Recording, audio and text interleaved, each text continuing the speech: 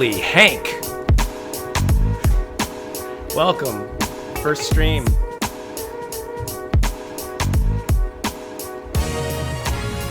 Who gets the prize today?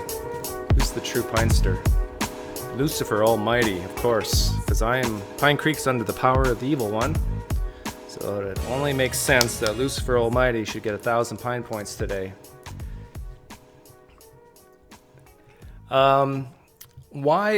Why am I not sad like William Lane Craig wants me to be? Why is that? Like, I should be horribly sad, or horribly inconsistent at least.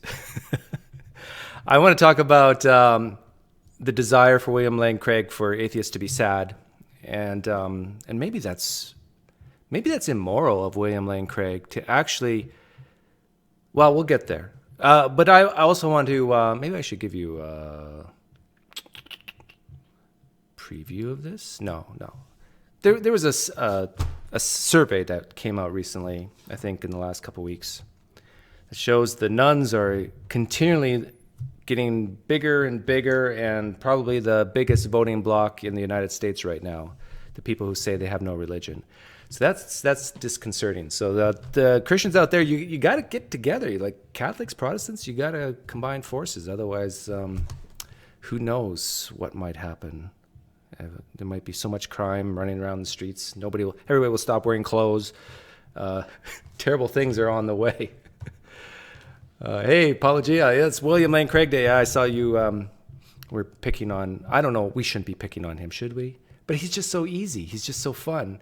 So I'm just going to play a few minutes of this. And I tell you guys, when he was in high school or early college, freshman college, he was in deep doo-doo. Like his psyche, his emotions were just, he didn't know what to do. He felt this existential angst, and so he had to do something. And so when he sees people who have no religion, who don't believe in God, and they're happy, what is going on with you people? Like, if you don't believe in God and you actually can function in life and you're not just constantly worried, something's wrong with you.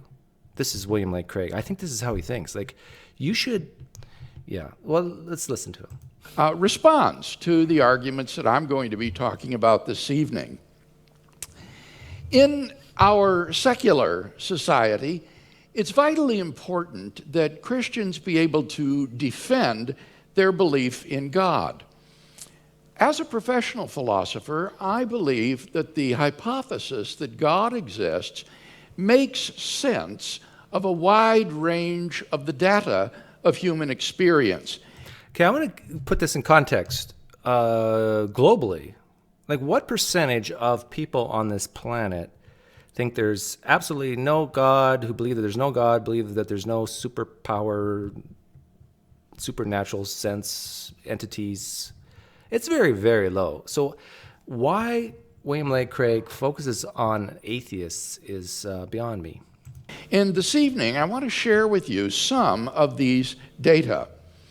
In order to make these arguments easy to understand, I'm going to be showing some animated videos which we've developed at Reasonable Faith. These are available. Actually, the one video live stream that I cried, I think it was him.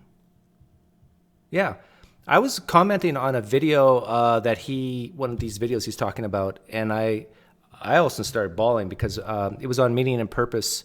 I think it was the one. I forget which one, and I've done so many. Because I just thought it was so terrible what William Lane Craig was doing. But anyhow.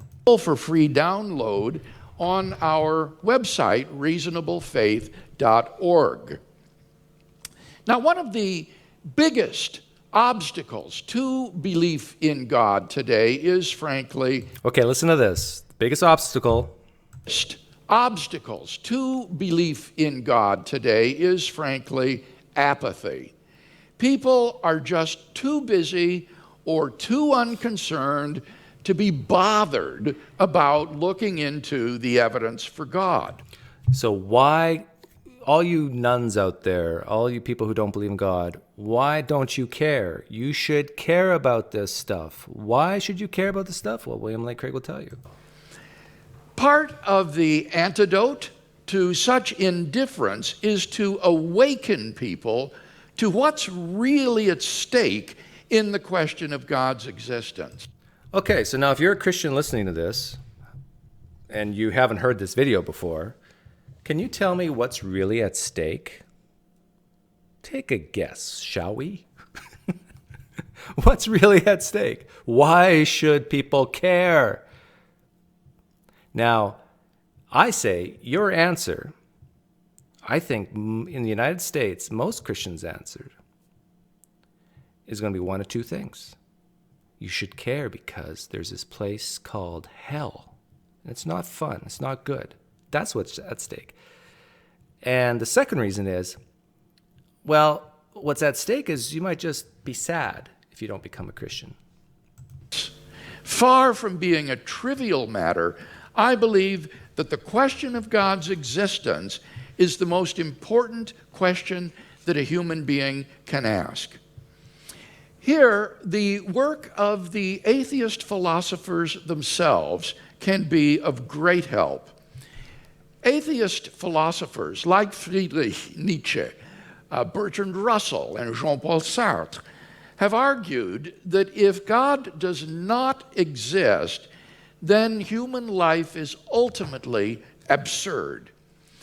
The absurdity of life involves three elements: meaning, value, and purpose. Okay, so meaning, value, purpose. I've been saying this for years, it feels like. This is why people believe in God, is for those three things. So I agree. So what's at stake here is meaning, purpose, value.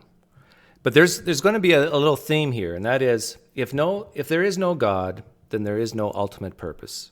I desire ultimate purpose. Therefore, God exists. Now, William Lane Craig's not going to say it this way, but this is really, I think, what he's talking about here when it comes with value. If no God exists, then there's no ultimate value. I desire to be special and have this ultimate value. Therefore, God exists. Or objective meaning. If there is no God, there is no objective meaning. I desire objective meaning. So therefore, God exists. These three notions, meaning, value, purpose, though interrelated, are conceptually distinct. Meaning has to do with something's significance, why it matters.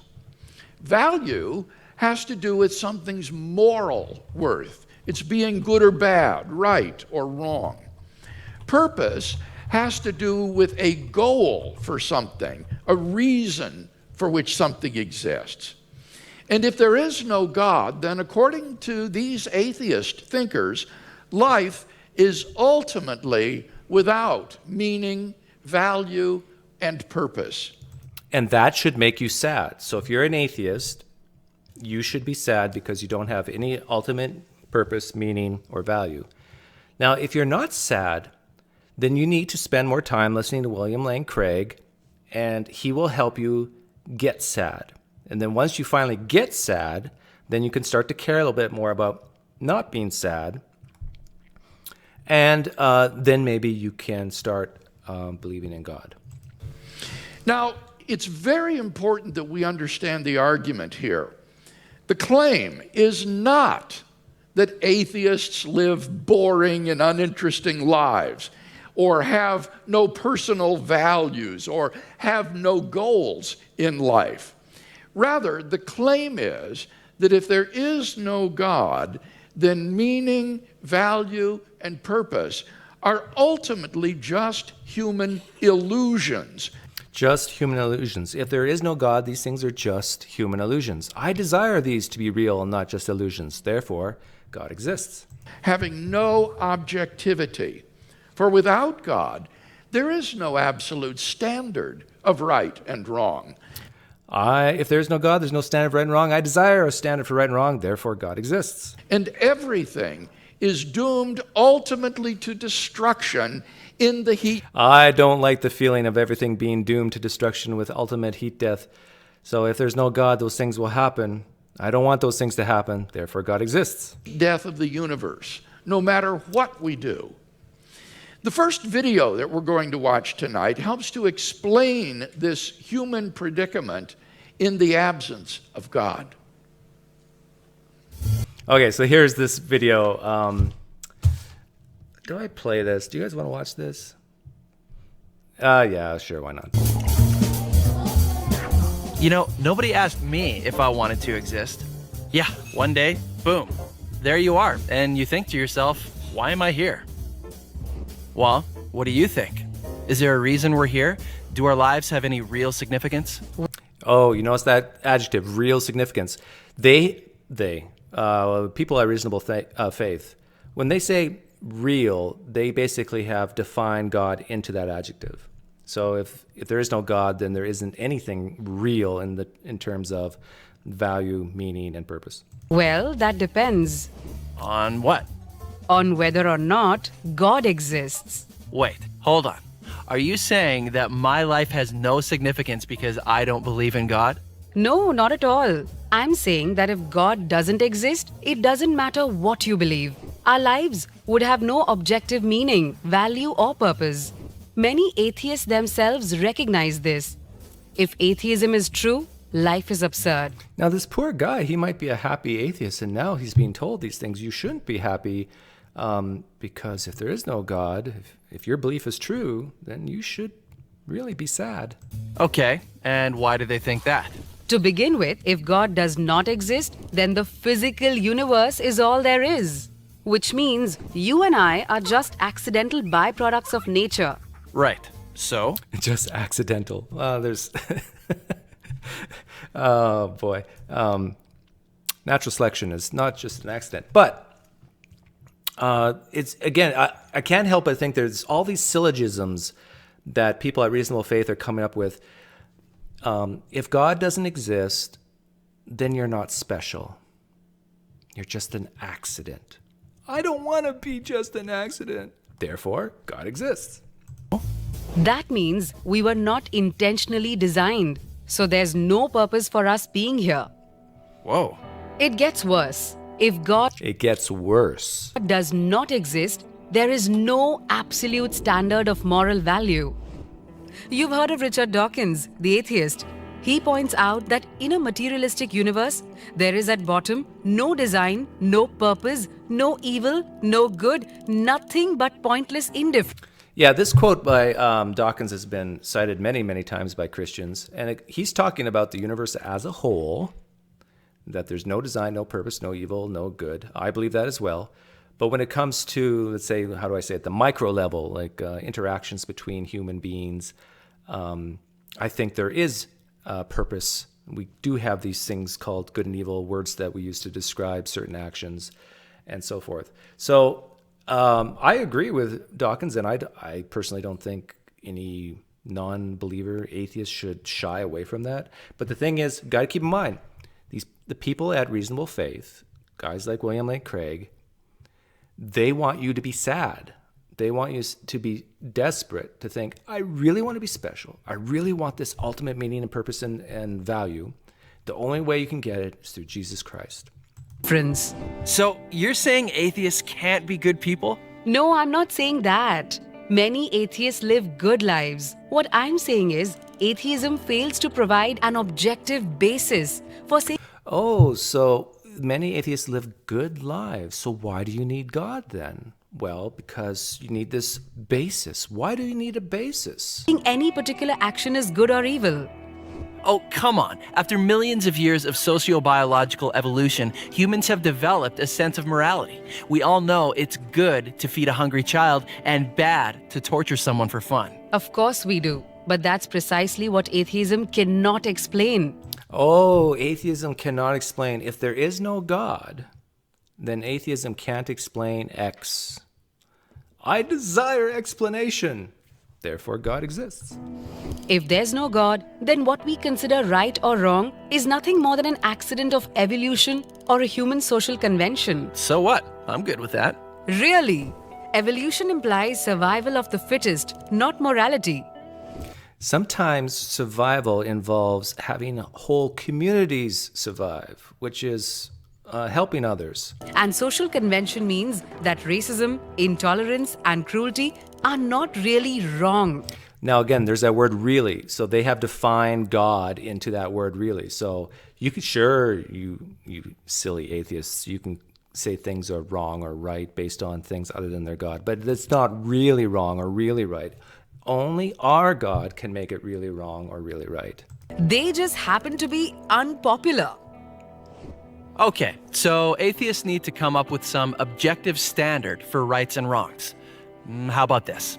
If an action leads to human flourishing, then we can say it's objectively good. And if it doesn't, it's objectively evil. But why think that human flourishing is good? Aren't you being species-centric? Why not refer instead to the flourishing of rats or cabbages? Well, And who gets to decide what contributes to human flourishing? Hitler was convinced killing millions of there's Jews Hitler. would promote human flourishing. And Margaret Sanger thought forcing poor people to be sterilized would lead to human flourishing. As Kai Nielsen points out, pure practical reason will not take you to morality. So if atheism is true, there is no legitimate basis for saying that behaving one way is worse than behaving any other way. So it really doesn't matter how you live your life. I haven't shown this picture in a while. I'm going to bring this up. This is, she was talking about how species treat each other, flourishing. Why are we basing flourishing on humans flourishing, not animals, and so forth? Let me see if I can make this smaller. Oh, man. Okay, I got to do new screen capture. But this is something, talking about not being able to explain things. It doesn't matter what culture, what religion you're from, where you were born. It seems like humans converge on the same answer on this question. A question that the Bible or the Quran or the Book of Mormon or whatever does not answer. So if I told you you had to destroy all 5 of these things one at a time, in what order would you do it? In the order of least guilt to most guilt. And most cultures would say, well, I have no problem destroying a rock. Hang on a second. I got to get myself here in the picture. I have no problem destroying a rock, so a rock would be number 1. I had no guilt. Number 2, a leaf. Number 3, I don't know, maybe the butterfly. Number 4, probably this, is that a rat? And number 5, the dolphin. Why that order? And it seems like it doesn't matter who you are on this planet. That's pretty close, the order that's going to be. Maybe some people will flip. Well, I don't know. Yeah, there's probably some people would flip a few things, but not many differences. Evolution can explain why this order, why people have a sense of guilt, remorse, and destroying things in a particular order. Christianity, Judaism, Islam, they can't explain this. You guys can't explain this. Why would a person feel more guilt destroying a dolphin versus a rock? Where does that come from? Well, no, the theist would have to say, well, it comes from God, but I don't know why we feel more guilt in one versus another. Like, why more guilt for the rat versus the leaf? Why is that? So when it comes to defining morality based on human flourishing, the proclivity is for human beings to value their own species more so than a different species. For better or for worse, that's how we evolved, is to help our species survive. So the goal is to broaden that circle of what we value for survival. Your day-to-day choices are meaningless. That's depressing. So if there's no God, That's depressing. Yeah, that's the whole point of this video. The whole point of this video is William Lane Craig and the people of reasonable faith. If you're a happy atheist, stop it. You should be sad. Because when you realize how inconsistent you are and that you don't have a basis for all these things, meaning, value, and purpose, that should cause you to have this angst inside, like William Lane Craig had the angst. And that will help you see the truth of Jesus. choices are meaningless. That's depressing. So if there's no God, what happens when you die? Well, nothing. You simply cease to exist. Right. So one person lives a kind, generous, thoughtful life. Another lives a horrible, violent, selfish life. It doesn't matter. In both cases, the outcome is the same. Whoa! In both cases, the outcome's the same. Nothingness. Nothingness. Yeah. Okay. So they're appealing to the sense of justice. I want the cosmos. I want life to be just. So if all these horrible things happen to me, I want there to be an afterlife to punish that person who did it to me. This is basically what reasonable faith people are saying. We want this retribution, this punishment in the afterlife. But what's interesting is, and it surprises me that the Christians who made this video don't get how this can backfire right on them. Thoughtful life. Another lives a horrible, violent, selfish life. It doesn't matter. In both cases, the outcome is the same. In both cases, the outcome is the same, and that could be true in Christianity. Isn't that amazing? So imagine a kind, generous, thoughtful, non-Christian. Now imagine a horrible, violent, selfish non-Christian. Guess what? The outcome's the same. They both are in this place or whatever called hell, which William Lane Craig does believe in hell. Now think of it this way. Kind, generous, thoughtful Christian and a horrible, violent, selfish person who becomes a Christian shortly before he or she dies. Guess what? Outcome's the same. They both go to heaven. Yes. Life. It doesn't matter. In both cases, the outcome is the same. Nothingness. So how can their life choices have any objective meaning? Well, it's certainly meaningful if I discover a cure for cancer or save a child's life. I agree completely. But atheism can't explain why. Atheism can't explain why. If there is no God, atheism can't explain certain things. I desire for things to be explained. Therefore, God exists. Scientists predict that eventually the whole universe and mankind with it will die out. So everything comes to nothing. Be sad like we used to be sad, you atheists. That's why atheist Bertrand Russell says we must build our lives on the firm foundation of despair. No thanks. I'd rather live a happy life. You're not alone. Every atheist has to choose between being happy or being consistent. Okay, this is what I was trying to get across with Greg Kokel a while back. Every atheist has to choose between happy and consistent. People of reasonable faith, if you guys ever watch this, you could stroke out atheist, or don't stroke it out, you could keep it in there. But you need to add every worldview other than your own. Because ultimately, you guys don't believe you can get ultimate meaning, purpose, and value from Vishnu, from Allah. Don't tell me Allah and Yahweh are the same people. I know some Christians believe that, but not the people of reasonable faith. They're not the same God.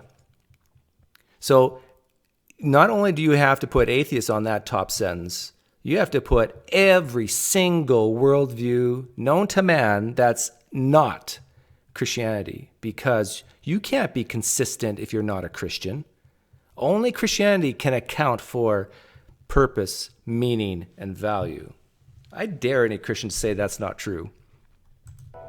You can tell the whole world you're an atheist. They might say this is how, what's his name, Greg Kokel got out of it. He said, well, in principle, they can account for these things. But in reality, yeah, these gods don't exist, so they can't really account for it.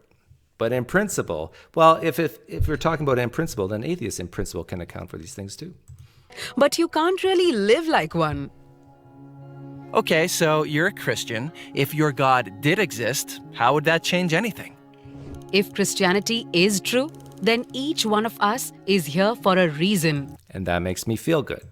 And life does not end at the grave. Oh, and that feels really good. And God, He's the absolute standard of goodness. Yes, and I want to be good. Excellent. He knows you, He loves you, and He intentionally created you. So when you're in despair and you think nobody loves you, this God loves you. He knows you. So your life ultimately You're not an accident. does have objective meaning, value, and purpose. That means you can live a life that's both happy and consistent. While that doesn't prove Christianity's true. By the way, I think this is a brilliant, smart way to go about it if you're trying to stop the bleeding of Christianity. You notice this is very pragmatic. This is like, it's appealing to people who are sad. It's appealing to people who are desperate, depressed, anxious. And this is exactly how you should do it if you're people at reasonable faith. In fact, William Lane Craig, if you ever listen to this, I think you should stop wasting time on philosophical arguments for God and just pound this over and over again. You should be sad. You should be anxious. You should be scared. You should be in despair. And once you get there, once you let me know when you feel all these bad things, then we'll present the gospel to you, because then you're ready. Agreed. I'm simply pointing out that for Christians, living a life that is both happy and consistent is possible. For atheists, it's not. Now again, I dare Christians to disagree with me on this, especially Christians like reasonable faith, evangelical, conservative Protestant type Christians. You have to say, for atheists, for Hindus, for Mormons, for Muslims, for any other worldview other than Christian, you have to say it's not possible. So what are you going to choose?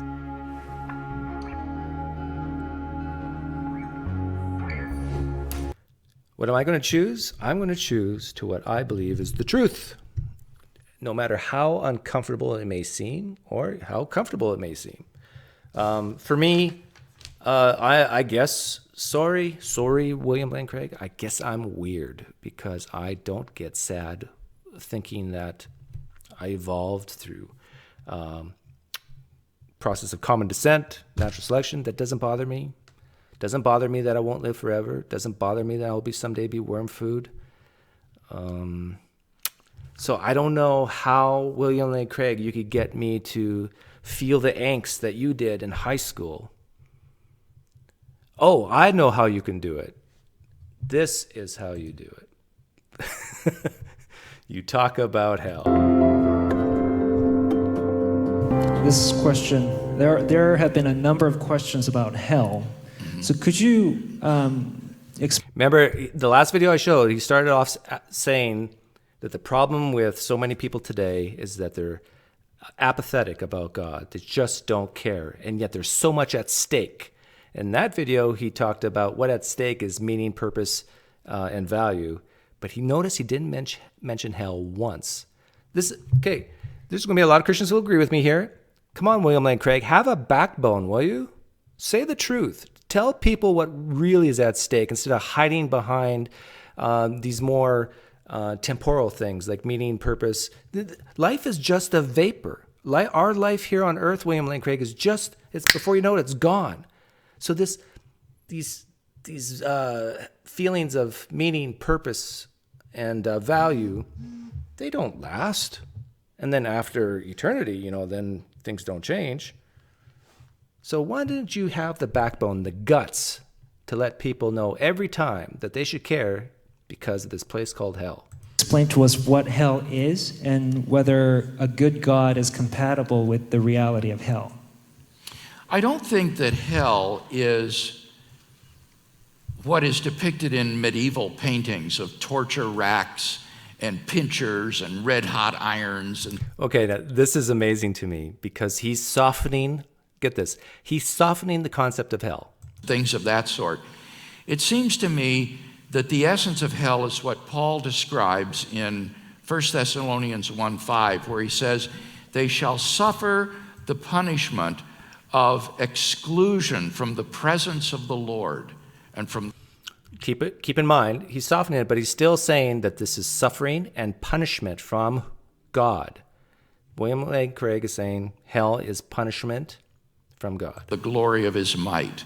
And I think that is the anguish of hell. It is separation from God, from all that is good and beautiful and lovely, to be left with one's own crabbed and selfish Okay, so this is what hell is. It's to be left alone with your own selfishness. heart forever.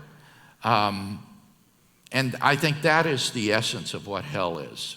Okay, so if hell is that, it's basically just being separated from God, who's all these great things, and being left with yourself and your selfishness, which according to Christians, they would say that's what they truly want, right?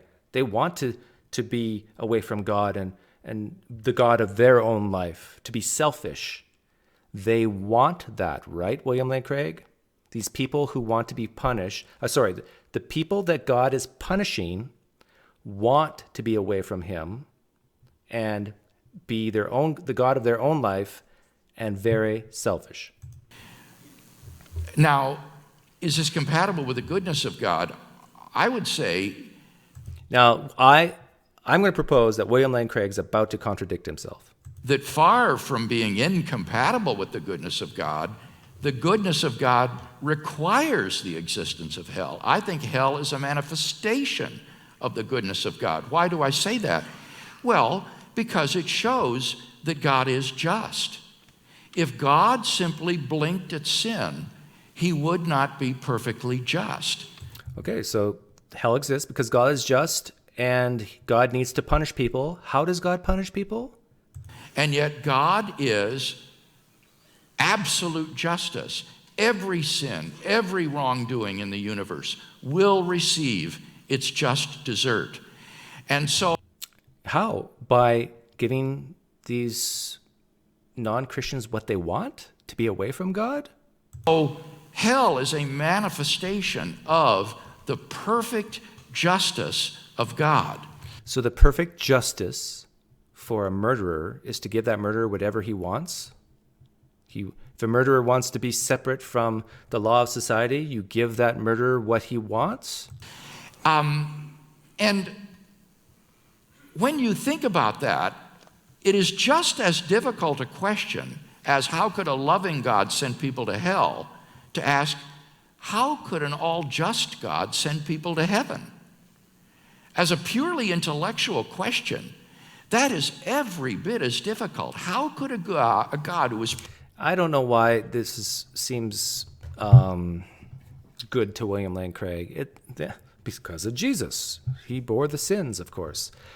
But my main point of playing this is to show that he is poo-pooing this idea of hell being a weeping and gnashing of teeth and, fire and all this, fire and brimstone, and saying it's more or less being a separation from God and people just being with their own selfish desires.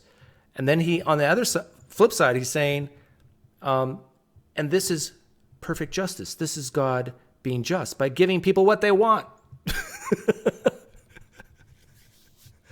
I don't think he really means it that way, because how is that a punishment?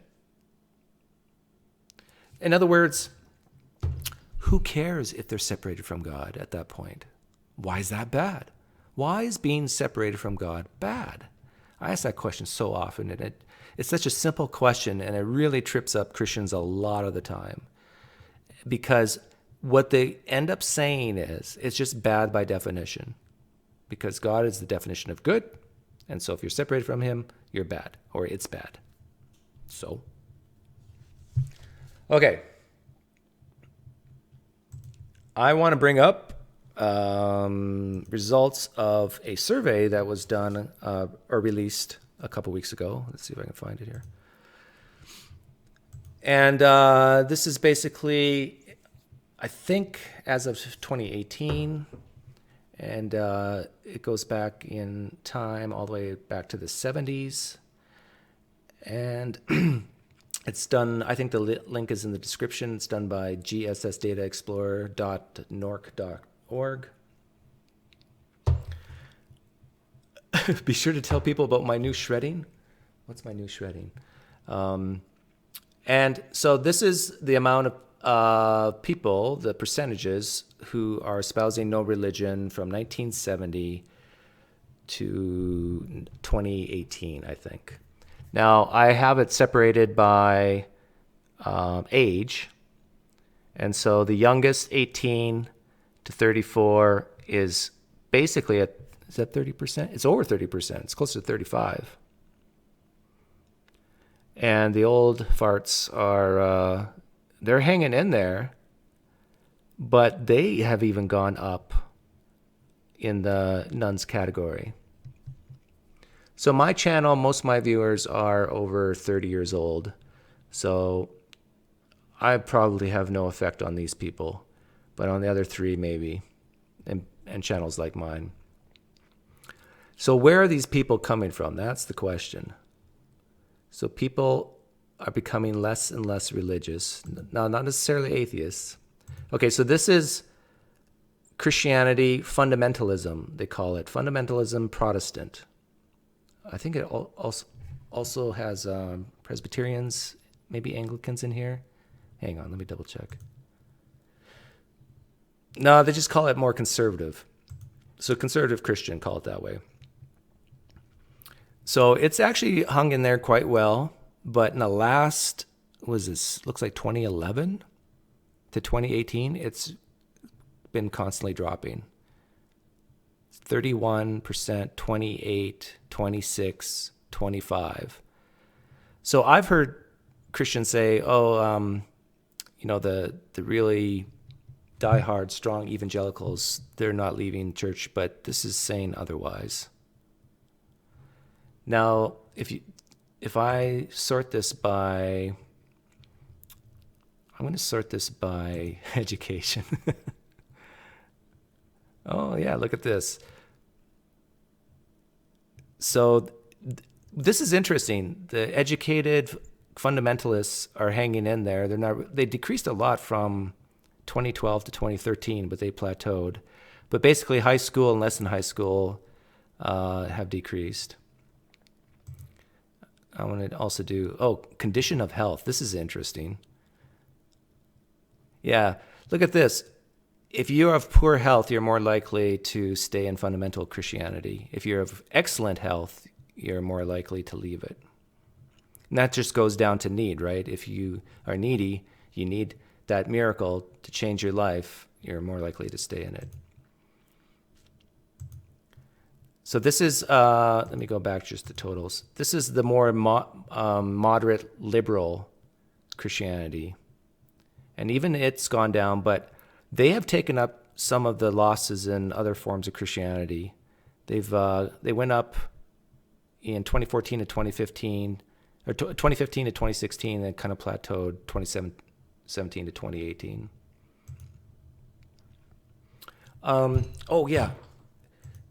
William Lane Craig was talking about meaning, and they have some stats on meaning, life having meaning here. Let me see what they say.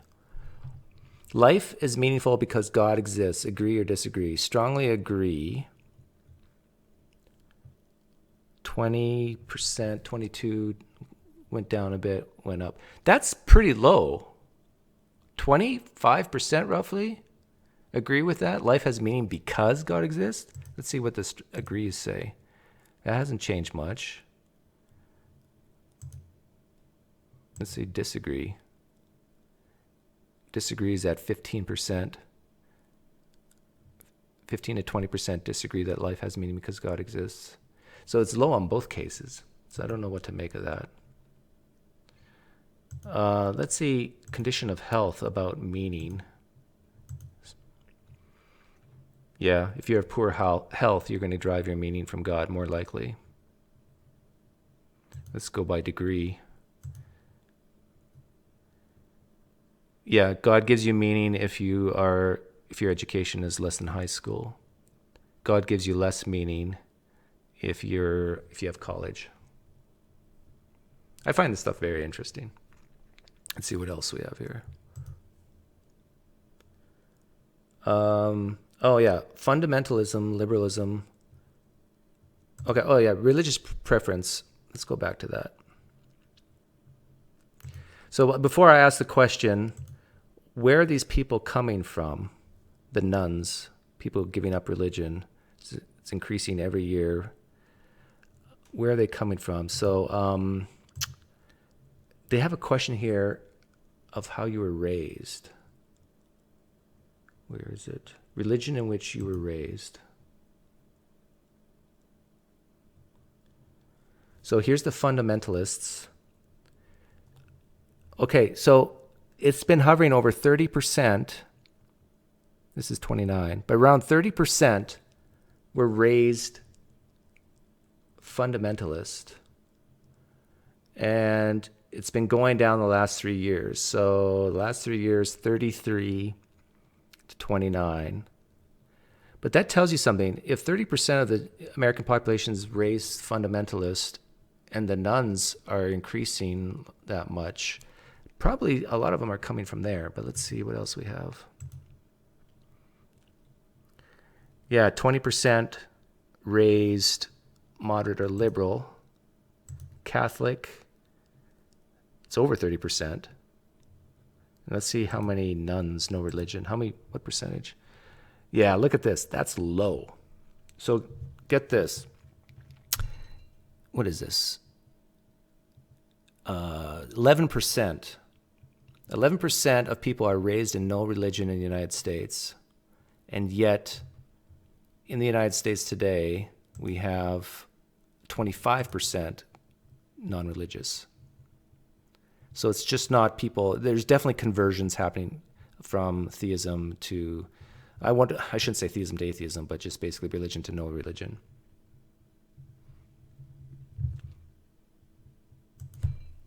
There was one on morality. Oh, here's life and after death. This is interesting. Look at this. In the United States, 74% of people believe in life after death. Let's break that down by how educated they are. Yeah, it doesn't seem to make a difference what your education is. Let's see how about your health.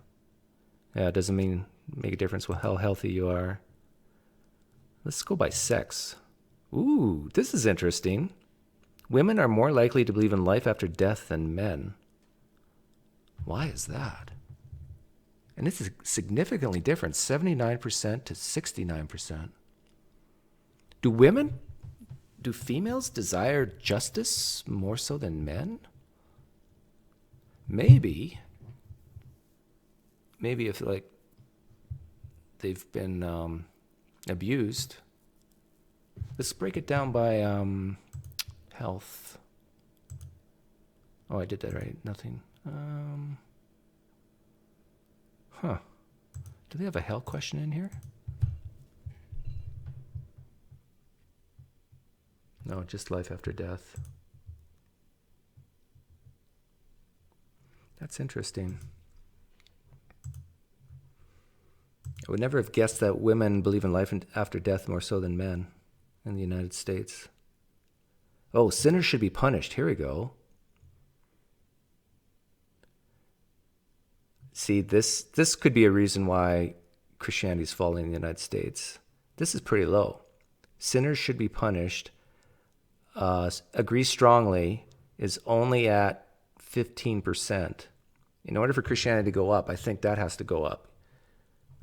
Okay, let's break this down by, because women before believed in life after death more so than men. So let's see if yeah, women want people punished more so than men do. 16 to 13%. This is surprising to me. And it's been like that for the last 20 years or so. That's interesting. Let's go by how educated you are. Sinners should be punished. Yeah, if you're low educated, you want people punished. And if you have a college degree, you don't care so much. Interesting.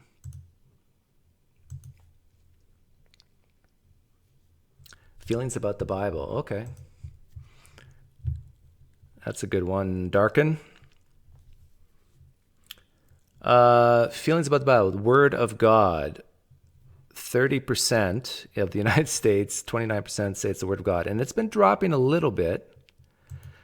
Let's see by education. Yeah, if you're lower educated, you believe the Bible's the Word of God. If you're highly educated, you are less likely to believe it's the Word of God. Oh, the inspired word. Yeah, but inspired could mean anything. It could just mean like it helps you change your life, not necessarily from a God. Yeah, see, if you're highly educated, you're more likely to use the word inspired rather than that's actually the Word of God, as in here. It's an exact flip. So, yeah. Oh, Book of Fables. Yeah. If you have a college degree, you're more likely to say the Bible is a book of fables. If you have less than high school, you're more likely not to say that.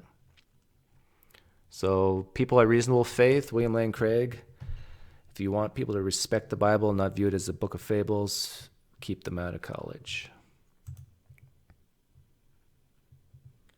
Any other requests? Oh, confidence on the existence of God.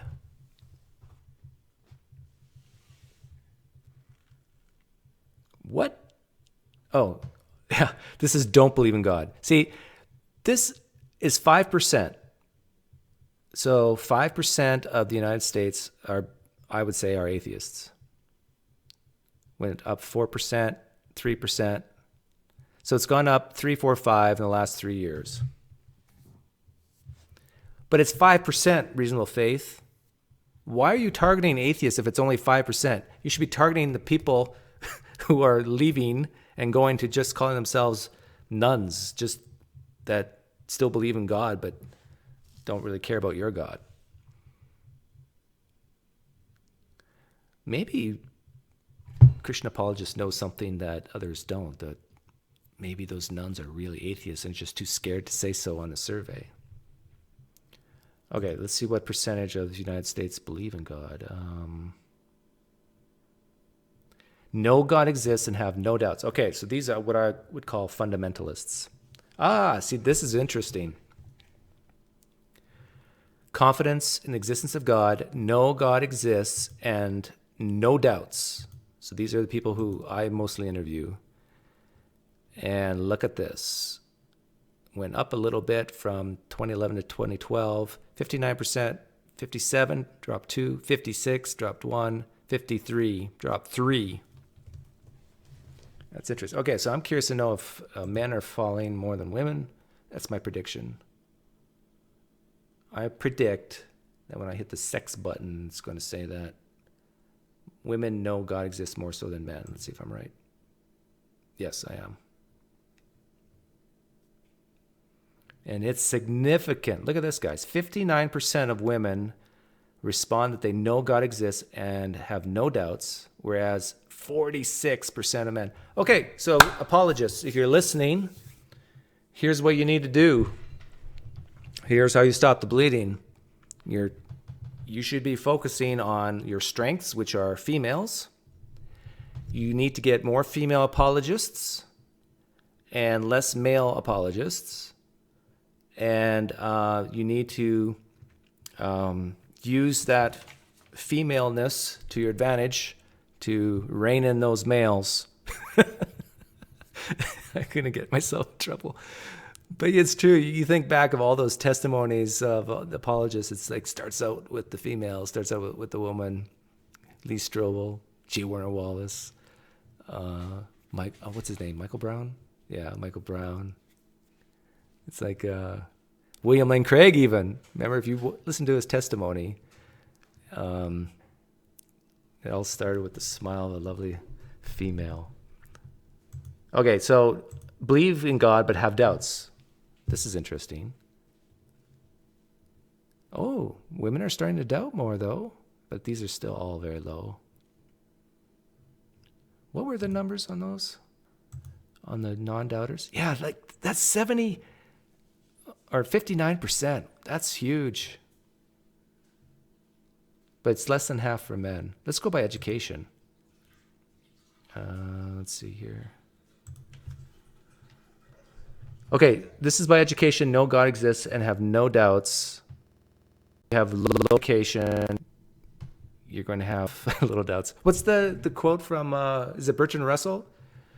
The problem with society or the world is that the intelligent have doubts and the stupid are cocksure or something like that. Yeah, so even if you have high school, you're less likely to say you know that God exists and have no doubts.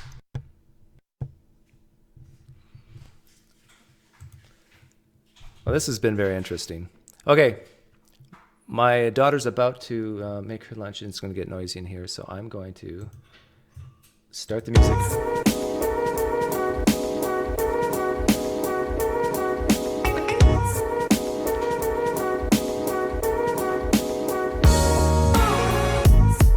Well, that was interesting. So the link should be in the description if you guys want to fool around and look at this stuff yourself.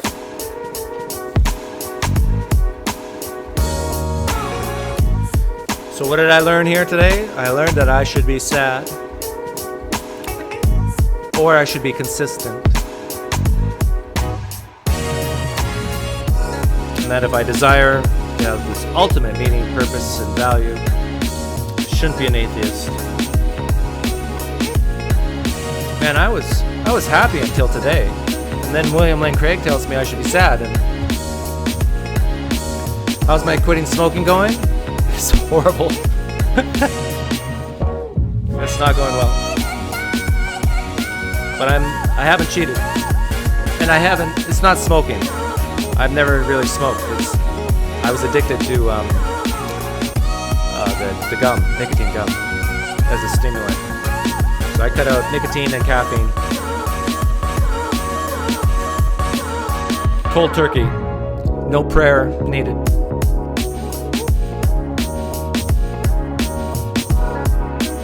But it's horrible.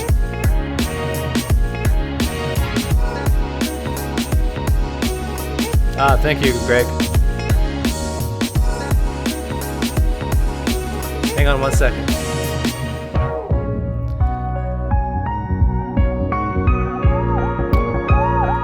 Thank you guys for hanging out. Poof.